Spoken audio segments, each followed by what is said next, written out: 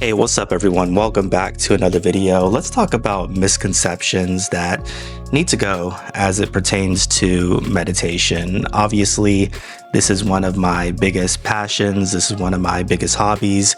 And whenever I talk to people about meditating, there's always a few common objections that I will hear. And I think it's important to address them because without these objections, I feel many more people would actually be much more inclined to actually give meditation a shot and actually see if this is something they could turn into a consistent practice or even just utilize as something to help them in their everyday lives, whether it's just reducing stress, getting a moment to be with themselves and understand themselves a little bit better. And so I wanted to name those three objections with that hope in mind that maybe this will keep somebody, make somebody be a little more open-minded and a little more inclined to give it a shot. So the first thing that I think is a huge misconception and a huge myth that prevents people from meditating is the idea that meditation is an act of controlling their thoughts. You cannot control your thoughts. Our minds are essentially thought generating machines. From the moment we wake up to the moment we attempt to go to sleep, but we're thinking too much, our minds are racing and they're providing us information all day long. Obviously, even when we sleep, we're having information provided to us and our mind is working through our dreams or whatever it is that wakes us up early in the morning because it's just lingering in our mind while we're actually even asleep. And so we're not trying to control our mind. We need to, get that idea and just toss that. What we're doing is we're observing ourselves in the pocket between those dots. An analogy that you'll hear a lot is we are the sky. We're not the clouds that are passing by. If you're, new to life, because obviously everybody knows this distinction, you don't look at the sky and the clouds and you think, hey, everything is one and the same. You understand that the sky is something that is beyond the clouds and the clouds are just something that's passing through. And when we understand that about ourselves and we learn to focus on that person, that being beneath those thoughts, then we can start really training ourselves on how it is we're actually supposed to be meditating, because there is something there. There's something there that's silent. There's something there that's peaceful, blissful, and something that's going to ring very true to you. It's beyond that story that you tell yourself about your inadequacies. It's about that story that is beyond what you brag about, who you think you are, who people say you are, to that actual core being. And you're going to work this by understanding when your thoughts actually start to drift. We all know that feeling when we're working and we just can't focus because we're thinking about so many different things, or we're having a conversation with somebody and that person says, hey, were you even listening to me? And you didn't even realize it because your mind had taken you to a whole nother space. What we're doing is being conscious about when our mind is taking us to that other space. So when you're sitting down and you're meditating, there's no concept of let me control my thoughts, let me control my thinking.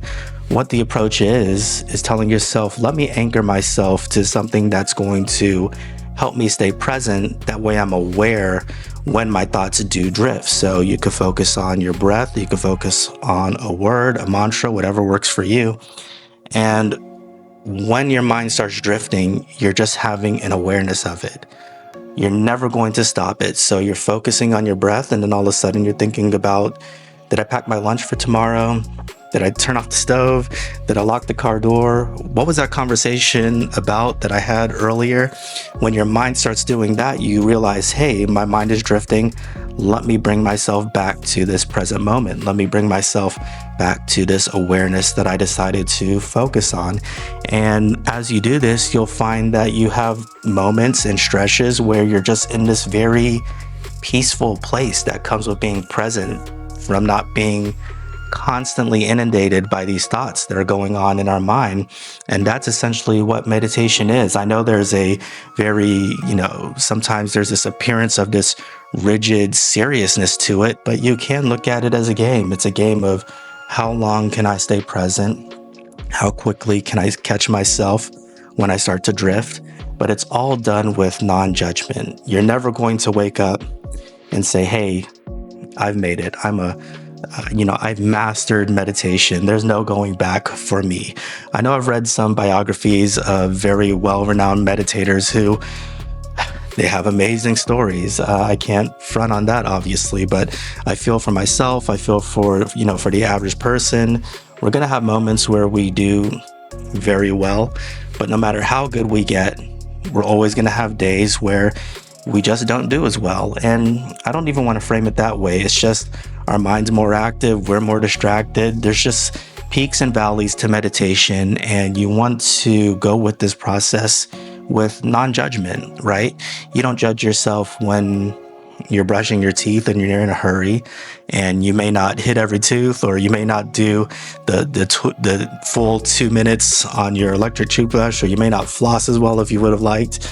You're not going to tell yourself, I'm not good at this, I'm not attempting this tomorrow. I tried to floss every tooth and I didn't even hit every tooth because I was so busy. It's just not meant for me. No, you understand the value, obviously, of taking care of your teeth, and so you're just going to proceed no matter what. Good or bad, it's something you made a commitment to doing for your own benefit, so you're going to stick with it. And meditation is the same way. If your mind is racing, don't beat yourself up. It's just what happened on that day. Ultimately, meditation is made to alleviate stress. It's, hopefully something that's going to make you feel more calm when you get an opportunity to practice. So none of this should be stress-inducing, anxiety-inducing, something that makes us feel inferior. So if we're ever having that approach, or if we're ever thinking there's some sort of inadequacy there, just understand that we just need to probably take a look at ourselves and why we're approaching this way, and understand that it's not the purpose, right? There's no competition here. There's nobody to judge you or gauge how you're doing. Ultimately, we're judging ourselves and seeing how we're doing. And it's important to show yourself a lot of compassion and leniency as you go through this process. So just to summarize, we're not controlling our thoughts. If you're someone who's A-type personality, so you feel that you're always racing and you're always on the go and there's always something going on, and you're thinking 10 steps ahead, so meditation definitely wouldn't be for you. Understand it's not only for you as well, it could be more for you in the sense that you're going to just get an opportunity to cast some of that thinking to the side. Just practice being present, just practice being aware. And it's just as simple as that. No controlling anything. We're just observing. The second thing that I see and I hear that prevents a lot of people from wanting to take a meditation practice is this idea of rules. I know I just touched on it a little bit, but I know when I was learning about meditation, it seemed like there were so many different rules that it was almost a form of religion, right? You have to sit a certain type of way. You have to breathe a certain type of way. You're supposed to be, working with your mind and working with your thinking. But what really makes meditation something that I appreciate is, yes, there are many, many guides. There are many, many suggested ways of doing things, but there are no hard, rigid rules. Meditation is something you could take and find a way to make it work for you in your own everyday life based on your own everyday abilities and your own everyday preferences. And you don't have to worry about what the next person is doing and what the next person is telling you, right? So if you can't sit on the floor cross-legged, hands, on your knees, palm up, If that's uncomfortable for your knees, or you just maybe even feel self-conscious about sitting in that type of way, you can sit at the edge of your bed. You can sit on a chair, right? If that works for you, then that's going to be the ideal situation that you need to be going with. If you don't like to wear all linen clothing, right? When you meditate, the imagery of somebody who meditates, if you're not trying to wear some silk clothing or all linen, tie-dye, or whatever it may be, whatever the stereotypical thing may be, if you don't want to do that, obviously it's not required. I know I personally meditate a lot, just wearing my jeans and, whatever I got on, just everyday casual wear. I'm a black t-shirt type of person, so there's no uniform to it. You always see people with their eyes closed, and that is a suggestion for some good reasons. Everything is a suggestion for good reasons, but if you're more comfortable, with your eyes slightly open, then that's fine too. As long as you're able to sit down and, again, be in a space where you have the attention to be able to focus on those thoughts and bring it back to that present moment.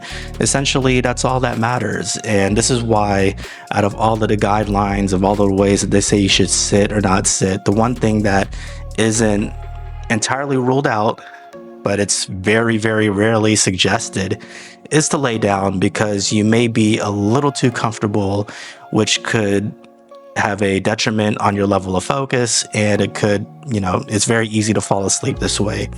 But I also hear many people who lay down because it just works best for them. It works best for them to try to meditate before they go to sleep, actually, or it works best for them to try to meditate first thing in the morning. And if that works for them, then there is no place for another person to say that you're doing it wrong. You need to get up, you need to, get on the floor, and whatever it may be. However, you could find a practice that's going to work for you, that's going to serve you, that's going to be less of a distraction, then that's the ideal position, and that's the ideal way for you to meditate. I know if somebody handed me and I know this isn't really the real deal, but if somebody handed me a tie-dye bandana and told me this is part of the uniform, this is what I had to meditate in, that bandana would be a huge distraction, because I would be thinking, maybe I look ridiculous. And that's not the point of meditation. The point is to find a system for you where you could be comfortable, relaxed, less self-conscious, and just have this opportunity to focus on your practice. So feel free to look at what many people do. I like looking at many people's different practices. I find them motivational. I find them inspirational. Every now and I'll see something that I may want to try to utilize myself, see if that's going to be something that works for me. But you get to pick and choose. You don't have to be married to any other person's way of doing things. So don't feel that this is something you have to be rigid about. And you're going to hear this common theme. You don't have to be rigid about this. You don't have to follow specific rules. You don't have to feel that there's so much structure that this may not, be for you. So the rules or the guidelines, they're there for a reason. They should be looked at. They should be examined, especially if you're new and you're trying to find your way. But ultimately, take these things and see what's going to make you most comfortable, and that's going to be part of your practice. The last belief that I think really stops people from, attempting to meditate, and I feel like there's a lot of layover kind of in these three areas, but it's the idea that meditation is for any specific type of person, right? I know I used a lot of tired cliches that I think kind of lean towards a hippie or something like that sort of aura. I know the tie-dye stuff, but some people will think that. Some people will think you have to be, have more of a yoga type of vibe to you. Some people will think that this may predominantly be for a certain race of people, right? If you're maybe in America, you think this is something that may be for suburban white women, or if you have another understanding, you may think this is for Indian people, right? Or you may think that this is for people of a certain religious faith. it doesn't apply and it doesn't belong to anybody. Yes, you will see sometimes certain people using it predominantly, but that doesn't mean that it's exclusively for them, and it doesn't mean that you're trying to utilize their culture by learning about how this could have a benefit to your life. If Christians created simple mathematics, if they created, you know, the times tables and all of these sort of things, we would never dismiss it and say, you know what, I shouldn't use simple mathematic calculations to measure for my home. That's a Christian thing. I didn't come up with that. Or, when I've observed this in my neighborhood and anecdotally, just whoever I'm around, I noticed that, a lot of white women tend to use math. So, I'm a black man. Maybe that's something that doesn't apply to me. Maybe that's something that just applies to them. And I'm going to try to find some alternative source to measure for my home. If that sounds ridiculous, then you're understanding the thought process for meditation as well. Meditation, like mathematics, it's a form of logic. It's a form of logic for understanding ourselves. It's a form of logic for being able to look inward instead of consistently looking outward. It's a form of logic on a more lighter level for just being able to take a break from the everyday rushing and hustle and bustle, and having that opportunity to just alleviate some stress, just have an opportunity to focus on our breathing and all the benefits that comes with good breathing. But meditation belongs to no one any more than obviously mathematics, science, any of these type of things. So don't do yourself a disservice by looking at it that way. You have the right to look at meditation and examine meditation and see how it is that it's going to work for you.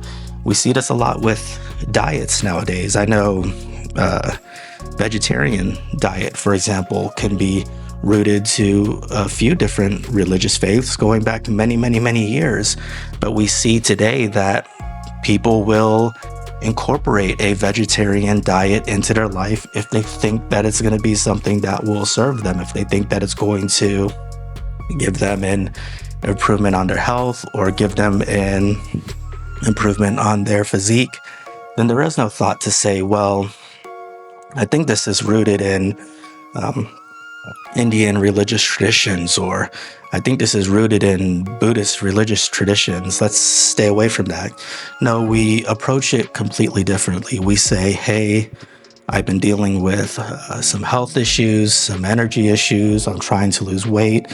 What's out there that could potentially serve me? And then they see vegetarianism. They look at it and maybe it's more nutrient dense.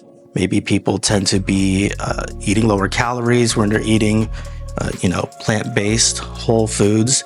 And so they say, hey, this is something that I want to give a try. This is something that I want to see if it will work for me. All the things, all the baggage, anything else that could come with it isn't even a thought. I genuinely don't think it's even a thought as it pertains to specific diets. And I think we need to have that same understanding for meditation. Look at your problem, diagnose your problem, and then think about your solution. And in this case, consider utilizing meditation as a tool for that solution. How can I find a personal hobby or personal practice that could help me alleviate some of the stress that I've been dealing with lately? What is a tool that's out there that can help me understand who I am on a deeper level and potentially help me with my mental health through this process? Okay, there's something called meditation. I see a lot of solutions that they state align with some of the problems that I've been experiencing. And so, yeah, this is something that I want to consider. This is something that I want to give a shot to. Understand it with that approach, and I think it's going to at least lower the barriers to wanting to get somebody to sit down and have their first meditation practice, because that's what everything here is geared towards. It's just geared towards removing those couple obstacles that are preventing people from taking that first step. So those are the ones that I really wanted to share with you today. Thank you guys for watching. If you have experienced anything like this, if you've had these same type of objections, maybe right now or maybe in the past, I would love to hear your experience. So share a comment below, and I'll talk to you next time.